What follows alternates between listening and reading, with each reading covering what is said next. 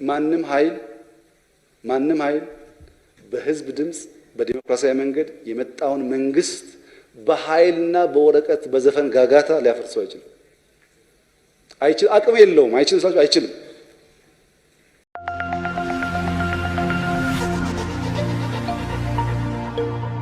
የባንክ ብድራችን ሊያልቅ 5 ደንበኞች ብቻ ቀርተውናል። በለቡ መብራት ኃይል የምናስገነባቸው ቤቶች ከ6 ወር እስከ 3 ዓመት የሚጠናቀቁ መኖሪያ ቤቶችን አቅርበንላችኋል።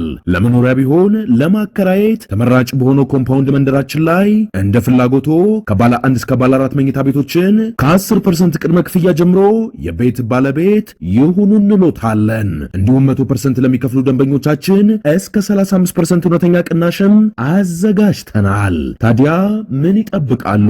አሁኑኑ ከታች ባለው ስልክ ይደውሉ ይባል ነገር ለተባለው ጥያቄውን ያነሱ የምክር ቤት አባል በርቀት ሳይወት ወጣት ይመስሉኛል እና የሽግግር መንግስት ጉዳይ እርሶ ሳይወለዱ በንጉሱ ጊዜ ጀምሮ የነበረ ተረት ነው። ንጉሱ በመጨረሻ ዘመናቸው ለውጥ ቢፈልገው ኃይል ካቢኔ ያፍርሱ፣ እንትና ይነሳ፣ እንትና ይመለስ፣ እንትና ይነሳ ሲል ቆየና እሳቸው ካቢኔውንም ቢያነሱ ጠቅላይ ሚኒስትርን ቢቀያይሩ ዋናው ፍላጎት ስርዓት ማፍረስ ስለነበረ አልሰማቸውም። ካቢኔያቸውን ካፈራረሱ በኋላ ስርዓት ካፈረሰ በኋላ እንዴት እንደሚያፈርስ እንጂ እንዴት ተደራጅቶ እንደሚገባ ዝግጅት ስላልነበረው እሱ ሳያስብ ሌላ ኃይል ተደራጅቶ ገብቶ 17 ዓመት ስልጣን ያዘ። 17 ዓመት ሙሉ ኮሎኔል መንግስቱ ሀገር እየመሩ የሽግግር መንግስት አጀንዳ ኢትዮጵያ ውስጥ ቆሞ አያውቅም። እነዛ አንተ ሳትወለድ ሽግግር መንግስት ብለው ያነሱ ሰዎች ዛሬም አሉ፣ ያነሳሉ አሉ በህይወት። ኢህአደግ መጥቶ 27 ዓመት የሽግግር መንግስት አጀንዳ ደብዳቤ ቆሞ አያውቅም። እነሱ ኢህአደግን ሽግግር መንግስት እያሉ የማያውቋቸው ሰዎች መጥተው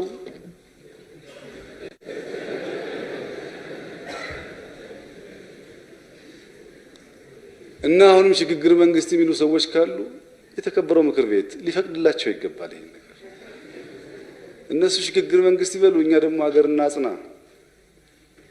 በንጉሱም አልቻሉም፣ በደርግም አልቻሉም፣ በኢህአደግ አልቻሉም፣ በእኛም አይችሉም። የማይችሉት ለምንድን ነው? ስርዓት ማፍረስ ያለው አደጋ አልገባቸውም። ችግር የለውም። ከግለሰቦች ጋር ትስስር እኮ የለውም። ይሄ አሁን ያለው መንግስት ቢነሳም ባይነሳም ኢንስቲትዩሽን ካለ ስርዓት ካለ ችግር የለውም። እነሱ ስርዓት ማፍረስ የተሰጣቸውን ተልዕኮ ማሳካታቸውን እንጂ ብታፈርስም እንዴት እንደሚያደርጉት አያውቁትም እኮ። እነዚህ ሰዎች ብዙዎቹ አንድ ቀበሌ መጥተው አያውቁም። በነገራችን ላይ አንድ ቀበሌ በታሪካቸውን ብታይ አንድ ቀበሌ አንድ ኤጀንሲ መርተው አያውቁም። እንዴት ተቋም እንደሚመራ ግን ሊያስተምሩ ይፈልጋሉ። እና ኢትዮጵያ ውስጥ የፖለቲካ ችግር ነበር። የመንግስት አስተዳደር ሪፎርም ዲማንድ ያደርግ ነበር፣ ጥያቄ የለውም። ለዛ ብለን 3 ነገር አድርገናል። አንደኛ ምርጫ ከማካሄዳችን በፊት ገለልተኛ በህዝብ ተአማኒ የሆነ በዓለም አቀፍ ተቋማት ተቀባይነት ያለው ምርጫ ቦርድ እናቋቁምና ካድሬዎች ከሚመሩት ገለልተኛ ሰው ይምራ ብለን ለምርጫ ቦርድ አዲስ አዋጅ፣ አዲስ በጀት፣ አዲስ አመራር በምክር ቤት ድጋፍ አቋቁመናል። ይህን ዓለም ያውቃል። በዛ ገለልተኛ ኃይል እንወዳደር ብለን ጥያቄ ስናቀርብ አይ በፍጹም አሁንማ ኮሮና ነው፣ ውድድር የሚባል አያስፈልግም፣ እንዴት በዚህ ጊዜ ምርጫ ይካሄዳል የሚል ከፍተኛ ድምፅ ተሰማ።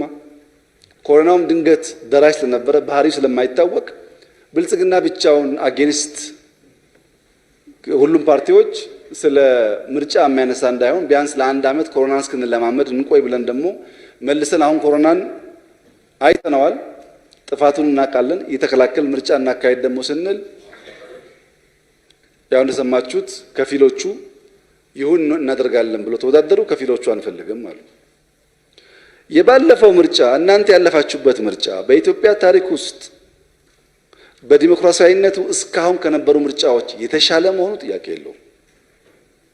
ኢትዮጵያ ሕዝብ ዓለምም ያውቃል። ይሄን እንከን ይኖርበታል። ዲሞክራሲ አዳጊ ስለሆነ በሚቀጥለው ምርጫ ደግሞ የተሻለ ነገር እንደሚደረግ ተስፋ እናደርጋለን። የባለፈው ግን ከስካሁኑ ምርጫዎች ይሻላል። ያም በሚሻል ዴሞክራሲያዊ ምርጫ ሰው እስከ ሚድናይት በመረጠበት ምርጫ ብልጽግና ይሄንን ምክር ቤት መቆጣጠር የሚያስችል ድምፅ እና መንግስት መመስረት የሚያስችል ድምፅ አግኝቷል። በየትኛውም ዓለም እንደምታውቁት በህዝብ ተመርጦ መንግስት የሆነ ኃይል ሌላ ሰው አያስጠጋም። እኛ ግን ግድ የለም ሽግግር መንግስት የሚባለው ስርዓት አፍራሽ ቢሆንም ግራጁዋሊ ስርዓት በሚገነባ መንገድ በጋራ መስራት እንችላለን ብለን የተሸነፉ ፖለቲካ ፓርቲዎች 3 የካቢኔ አባላት አሉ። ልምምድ ነው። 5፣ 6፣ 8 ቢሆን አብረን ልንሰራ እንችላለን አንችልም የሚለውን ለመለማመድ ማለት ነው። እዛ ብቻ አይደለም። እናንተ ምክር ቤት ውስጥ በዚህ ምክር ቤት ውስጥ ትልቁ ቁልፍ ስልጣን አስተባባሪ ኮሚቴ ነው። አጀንዳ ፊክስ የሚያደርግ በብዙ ጉዳዮች የሚወያይ እና ምክር ቤቱን አካሄድ የሚወስን አስተባባሪ ኮሚቴ ነው፣ በአፈ ጉባኤ የሚመራ። አስተባባሪ ኮሚቴ ውስጥ የሚፎካከሩ ፓርቲ አባላት እዚህ ቢኖሩ ማስገባት ግዴታ የለብንም። እኛ አብላጫ ድምፅ ነው ያለን። ምክር ቤቱን በእኛ መንገድ ማስተዳደር ህጋዊ መብታችን ግን አላልንም። እኛ ይግቡና አብረን እንስራ እንለማመድ ብለን ከሚፎካከሩ ፓርቲዎች አስተባባሪ ኮሚቴ ያደረግነው ዋናው ዓላማ ግዴታ ስላለብን ሳይሆን አኮሞዴቲቭ መሆን ስላለብን። እዚህ ምክር ቤት ውስጥ ሌላው ትልቁ ስልጣን ቋሚ ኮሚቴ ማስተባበር። የብልጽግና አብላጫ ድምፅ ያላቸው ሰዎች የቋሚ ኮሚቴ ሰብሳቢ መሆን ሙሉ መብት አላችሁ። ብልጽግና እንደ ፓርቲ ሙሉ መብት አለው፣ ግዴታ የለበትም። ከሚፎካከሩ ሰዎች ያስገባ ነው። እንለማመድ። አብረን መስራት፣ መነጋገር፣ አብረን ማቀድ ይጠቅማል። ነገ የነሱን ቁጥር እየበዛ ሲሄድ የተሻለ ልምምድ እናገኛለን። ስርዓት ከማፍረስ አብሮ መሆን ይሻላል በሚል ነው። ሶስተኛው ይህንን ካደረግን በኋላም አሁንም ያልተፈቱ የፖለቲካ ጉዳዮች ስላሉ ገለልተኛ የምክክር ኮሚሽን ተቋቁሞ አሳታፊ አካታች የሆነ ሀገራዊ ምክክር ይደረግ ብለናል። ይሄ ምክክር ህገ መንግስቱን ጨምሮ በተለያዩ ጉዳዮች ላይ የሚያነሳቸውን ኢሹዎች ዴሞክራሲያዊ በሆነ መንገድ ህዝብ አወያይቶ ያምጣ ብለናል። እነዚህ ሁሉ ጉዳዮች ያንን ጥያቄ በተገቢው መንገድ ለመመለስ ካለን ፍላጎት ጋር የሚያያዝ ነው። ይህ ሳያረካቸው ቀርቶ አሁንም የሽግግር መንግስት የሚሉ ሰዎች ደግሞ ካሉ አንደኛ ሊፈቀድላቸው ይገባል። ምክንያቱም በንጉሱም ጊዜ ብለዋል ሽግግር ውስጥ ሊገቡ አልቻሉም።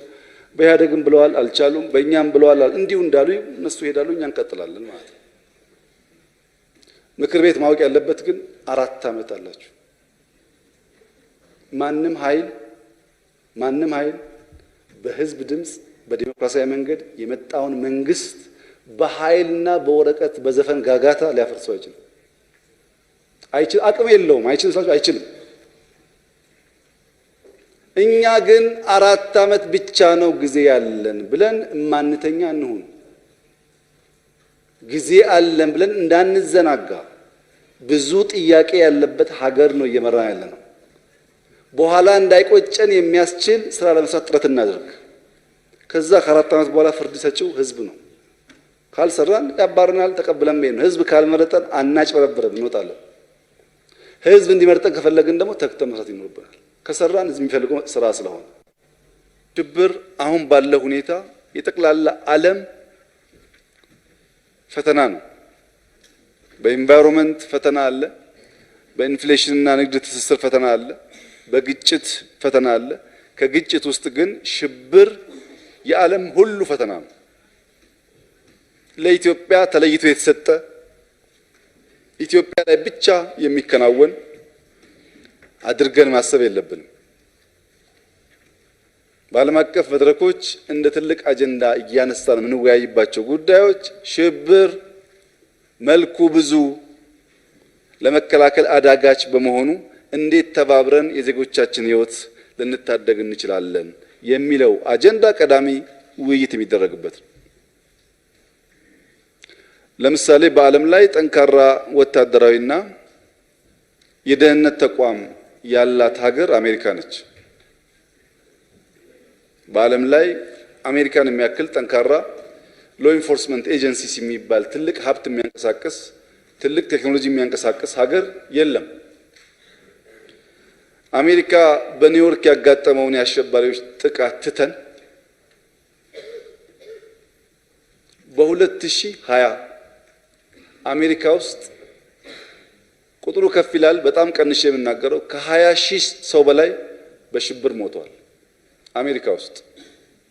ያ የሞተው ሰው ሕፃን ተማሪ በየቦታው መሳሪያ ይዘው በሚሄዱ 5-10 ሰው በሚገሉ ሰዎች ከ20 ሺህ እጅግ ከፍ ያለ ቁጥር ሰው ሞቷል።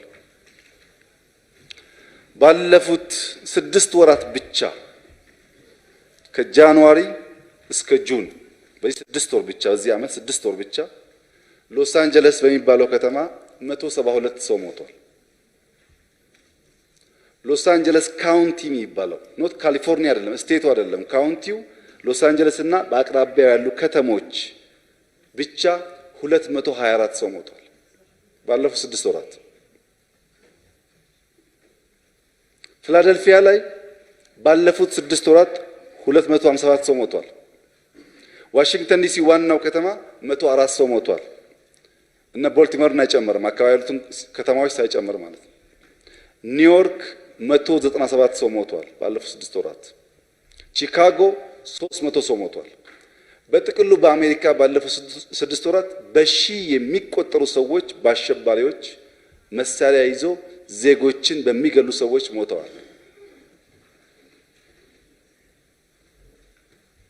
አሜሪካና ያደጉ ሀገራት በመሳሪያ አንድ ሰዎች መኖር የለባቸውም ብሎ የሚያምን ግለሰብ ወይም ቡድን ሄዶ ከሚፈጀው ፍጅት ባልተናነሰ በዚህ ምድር ላይ መኖሬ ትርጉም አልባ ነው፣ መኖር የለብኝም ብለው ራሳቸውን የሚገሉ ሰዎች ቁጥር በጣም ከፍተኛ ነው። ሱሳይድ የሚያደርጉ የዓለም ችግር ነው። ራሱን የሚያጠፋ ሰው በርካታ መሆን፣ መሳሪያ ያላቸው ሰዎች ሄደው ተማሪዎችን፣ ሴቶችን፣ አቅመ ደካሞችን መግደል የአሜሪካ ችግር፣ የአውሮፓ ችግር፣ የብዙ ሀገራት ችግር ነው። የኢትዮጵያም እንደዚሁ ስፔሻል ነገር ኢትዮጵያ ላይ ብቻ ያለ የኢትዮጵያ ጸጥታ ተቋማት ሊከላከሉት ያልቻሉት አይነት እንድምታ መያዝ የለበትም። በቅርቡም ብሪክስ በጠራው ስብሰባ ላይ በነበረው ውይይት አንዱ ንግግራችን አሸባሪነት በሁሉም የዓለም ቀጠና ፈተና እየሆነ ስለሆነ እንዴት ተባብረን በጋራ ልንገታው እንችላለን የሚል ምክክር ነው የነበረው። ከመካከረው ውስጥ ምን ያክሉን በትብብር እንሰራለን የሚለው ጥያቄው እንደገባ ሆኖ ማለት ነው። አሸባሪዎችን ከዘርጋ ብቻ ማያያዝም ችግር አለበት። ነገርየውን በቁንጽል እንድናይ ነው የሚያደርገው። ለምሳሌ አልሸባብ 100% ባይባልም አብዛኛው የአልሸባብ አመራር አባል ሶማሌዎች ናቸው። በእምነት ሙስሊም ናቸው። በዘር ሙስሊም ሶማሌዎች ናቸው። በቋንቋ አብዛኛዎቹ ሶማሊኛ ይናገራሉ። ነገር ግን በሶማሌ ውስጥ በኬንያ አልፎ አልፎም ኢትዮጵያ በሚያደርጉት ሙከራ እስካሁን አልሸባብ ከገደለው አብዛኛው ሰው ሶማሌዎች ናቸው። ሶማሌዎች ናቸው። አልሸባብን ለማጥፋት የአሜሪካ መንግስት፣ የኬንያ መንግስት፣ የኢትዮጵያ መንግስት፣ የሶማሌ መንግስት፣ ሌሎች ሀገራትም በትብብር ባለፉት 10 ዓመታት እየሰራን ነው። የብዙ ሀገራት ወታደር ሶማሌ ውስጥ አሉ። ነገር ግን ሞት ዜሮ ማድረግ አልቻልንም። ከጅቡቲ የተነሳ አሜሪካ በአየር ድጋፍ እያደረገም ቢሆን በምድር ላይ በርካታ አፍሪካ ሀገራት ወታደሮች ቢኖሩም አልሸባብን ይሄ ሁሉ ሀገር ተባብሮ ሊያስቆም አልቻለም። ሽብርም በደንብ መገንዘብ ያስፈልጋል። በምዕራብ አፍሪካ በተለይም ናይጄሪያ ቦኮ ሃራም የሚያስከትለውን ችግር ታውቃላችሁ። ናይጄሪያ በህዝብ ቁጥርም በሀብትም ከኢትዮጵያ የምታንስ እና እንደዛ አይነት አሸባሪ መከላከል የማትችል ሀገር ሆና ሳይሆን የሽብር ባህሪው የሚከተለው የጥፋት ስልት ልክ ከቲፒኤልኤፍ ጋር መጀመሪያ በነበረው ውጊያ ግንባር ለግንባር እንዳደረግነው አይነት አርጋቸው አትሰዱት። መጨረሻ መቀሌን ከተቆጣጠርን በኋላ ጠላት በህዝብ ውስጥ ተሰግስጎና ተደብቆ የነበረበት ያሳለፈው 8 ወራት አይነት ባህሪ ማለት ነው። ቦኮ ሃራም ናይጄሪያና ምዕራብ አፍሪካን ይፈትናል። አልሸባብ ምስራቅ አፍሪካን ይፈትናል። ሌሎቹ አሸባሪዎች እንዲሁ በተለያየ ቀጠና ይፈትናሉ። ለምሳሌ የመን ላይ ሁቲ የሚባለው የሽብር ቡድን በኢኮኖሚም በወታደርም በቴክኖሎጂም ሻል ያለ አቅም ያላቸው ሀገራት የመን ገብተው በጣም በርካታ ስራ ሊሰሩ ሞክረው ሁቲን አጠፉት። በቅርቡ ሁላችሁም እንደምታውቁት ሁቲ ወደ አቡዳቢ ኤርፖርት ሮኬቶች፣ ሚሳኤሎች እየላከ ጥቃት ፈጽሞ ነበር። ወደ ኤርፖርት ሁቲ በማንኛውም መመዘኛ ከዩናይትድ አረብ ኤሚሬት መከላከያ የደህንነት ተቋማት ጋር ሊወዳደር አይችልም በብቃት። ከየመን አቡዳቢ ድረስ ማጥቃት የቻለው በራሱ ብቻ ቆሞ አይደለም። በድምሩ ሸኔ እና ሌሎች የሽብር ቡድኖች የራሳቸው እግር የላቸው። እግር የሚገጥምላቸው ሰው ሲያገኙ ሮጥ እያሉ ያጠፋሉ። የራሳቸው ማሰቢያ ጭንቅላት የላቸው። ታስቦ ስራ ሲሰጣቸው ጥፋት ያካሂዳሉ። ለምሳሌ በቅርቡ የተፈጸመውን በደል ብንወስድ በኔ መመዘኛ እና በኔ ህሳቤ ከወሎ በ77 ዓመተ ምህረት ወደ ወለጋ የሄዱ ሰዎች የ5 ዓመት 6 ዓመት 7 ዓመት ልጅ ሄዶ ቢሆን ዛሬ 40 አጋማሽ ጎልማሳ ሰው ነው። ወሎ ይወለድ እንጂ 4-5 ዓመት ይቆይ እንጂ ይሄ ሰው ከ30 ዓመት በላይ የኖረው ያደገው የተማረው ያገባው የወለደው ያረሰው ያመረተው አሁን ባለበት ከባቢ ነው። ሰው ደግሞ እንደምታውቁት ሰው ነኝ አገር የሚለው የሚጠራውን ተራራ የሚጠራውን ወንዝ የዋኘበትን የተጓዘበትን እያሰበ እነዚህ ግለሰቦች በ5-6 ዓመታቸው ከወልደት ቦታቸው የሄዱ ሰዎች በአካባቢያቸው ብዙ የሚናገሩለት የሚተርኩለት ነገር የላቸው። ያደጉበት የኖሩበት ሀገራቸው አሁን ያሉበት ነው። እነዚህ ሰዎች በግፍ መግደል ምንም አይነት የፖለቲካ ዓላማ ሊያሳካ ይችላል። የፈለገ የሽብር ቡድን ተገቢም ባይሆን በዚያ መንገድ ማሰብ ወታደሩን ፖሊሱን ጋር መጋፈጥ መጋደል ይሻላል። ተገቢም ባይሆን ንጹሃን ዜጎችን በዚያ መንገድ ማጥፋት የሽብር ባህሪ ኢትዮጵያን ለመበተን ለማፍረስ የሚፈልጉ ኃይሎች መሻትን በጋድ የሚያሳይ ነገር ነው። እኛ ጋር ያለው ችግር ምንድነው? መንግስት የህዝቡን ሰላም ማስከበር ቀዳሚ ተግባሩ ነው ብላችኋል። እውነት ነው፣ ቀዳሚ ተግባሩ ነው። ህዝብም የመረጠውን መንግስት የማድመጥና የማገዝ ቀዳሚ ተግባሩ ነው። መንግስት ፖሊሲ ሲቀርጽ፣ መረጃ ሲሰጥ፣ ሐሳብ ሲሰጥ ሁሉም የሚያደምጥና የሚከተል ከሆነ ብዙ ነገር ልናስቀር እንችላለን። አሁን አድማጭ የለም። ሁሉ አቅጣጫ ጠቋሚ ብቻ ነው። ባለው ውስን መረጃ ላይ ባለው ውስን ዕውቀት ላይ ቆሞ በዚህ መንገድ መሆን አለበት የሚል ብቻ ነው የበዛው። ይህ ወደፊትም የበለጠ ኪሳራ እንድናስተናግድ ያደርገናል። አንደኛ ሽብርን መገንዘብ ያስፈልጋል። ሁለተኛ ከፋም ለማም መንግስት ከናንተ በተሻለ ከዜጎች በተሻለ የሽብርን እንቅስቃሴ መረጃ እንደሚያገኝም ማሰብ ጠቃሚ ነው። በቅርቡ የመከላከያና ደህንነት ተቋማት እንዳያችሁት የመከላከያና ደህንነት ተቋማት ባለፉት 15-20 ዓመት ከነበሩበት በእጅጉ የተሻለ ቁመና ይዘዋል። ከትናንትና እጅግ የተሻለ ቦታ ነው ያሉት። አይታችኋል። ህዝቡ አላየም፣ እናንተ አይታችኋል። ለምንድነው ቅድሚያ ሰጥተን ሎ ኢንፎርስመንት ኤጀንሲስን ማጠናከር ለተቋም ያስፈልገው ያላችሁ እንደሆነ የሽብር ኃይሎች በተቀናጀ መንገድ ኢትዮጵያን ለማፍረስ ያላቸው መሻት ፍላጎት ስለምናቅ ነው።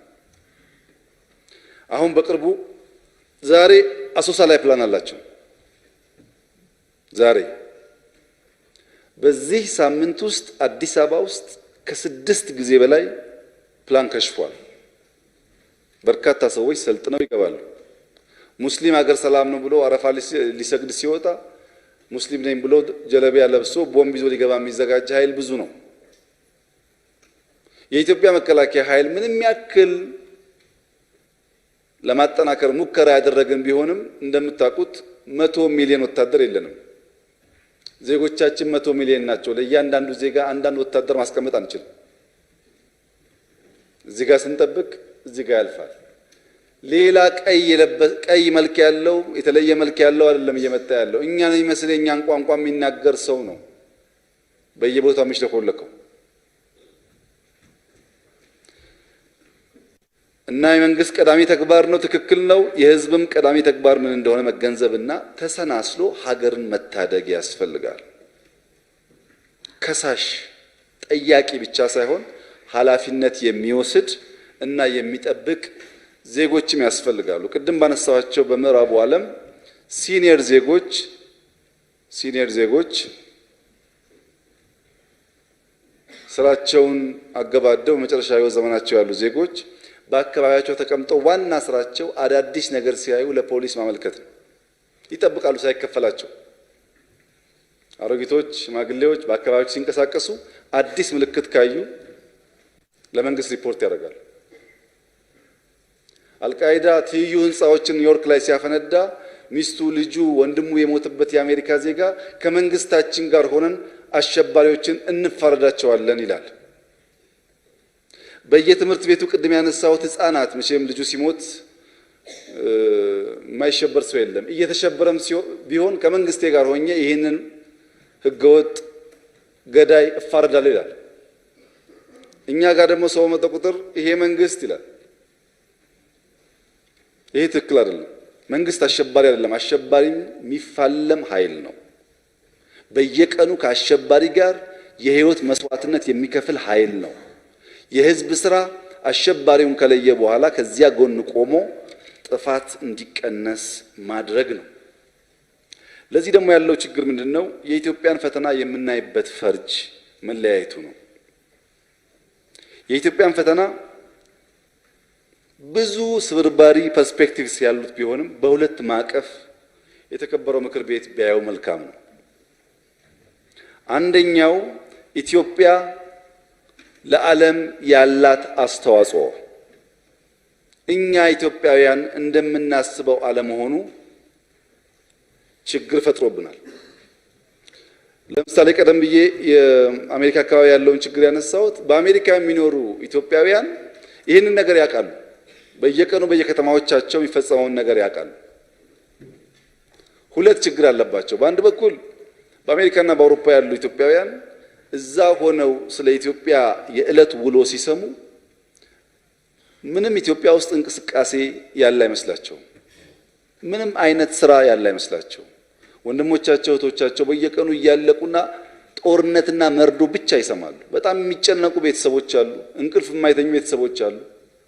ራቅ ብሎ መስማትና እንደናንተ ቀረብ ብሎ ማየት ለየቅል ስለሆነ ጉዳዩ ከዚህ አንፃር በውጭ ሀገር ላሉ እና ራቅ ያለ ቦታ ያሉ ሰዎች አንዱ ማድረግ ያለባቸው ነገር አቅም በፈቀደ መጠን እየመጡ ማየት ነው። የሚባለውንና እየሆነ ያለውን ማስተያየት ያስፈልጋል። የሚባለው አብዛኛው ክፉ ስለሆነ ያ ይበልጥ እንዳያራርቅ በተጨባጭ መሬት ላይ ያለውን ነገር ማየትና የራስን ፍርድ መስጠት ያስፈልጋል። ሁለተኛ ጥፋት ሲካሄድ ካሉበት ሀገር አንፃር ልምድ እየወሰዱ በእነሱም ከባቢ መሰል ችግር እንዳለ ግን ያንን ችግር ሚቲጌት ለማድረግ ለመከላከል መንግስትና ህዝብ እንዴት ተባብረው እንደሚሰሩ ማስተማር ይጠበቅባቸዋል። ያ ሲሆን በጣም ጠቃሚ ግብአት ይገኝባቸዋል።